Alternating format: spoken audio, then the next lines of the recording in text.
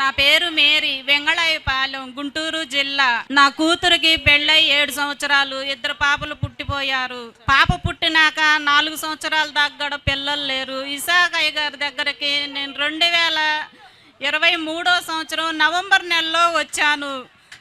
వచ్చి నేను ఏడ్చి ప్రార్థన చేసుకున్నాను. అయ్యగారు ప్రార్థన చేసేటప్పుడు, నువ్వు ఎందుకు ఏడుస్తున్నావమ్మా, నువ్వు ఏడవగాకు, నువ్వు బాధపడబాకు, దేవుడు నీ కోరిక నెరవేరుస్తున్నాడు అని ఇసాకయ్య గారు నాతో మాట్లాడాడు.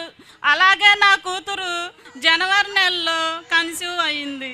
అలాగే నేను జనవరి నెలలో మళ్ళీ అయ్యగారితో నేను మాట్లాడాను. అయ్యగారు, నా కూతురు గర్భవతి అయ్యింది, నువ్వేం కావాలో కోరుకో అన్నారు అయ్యగారు.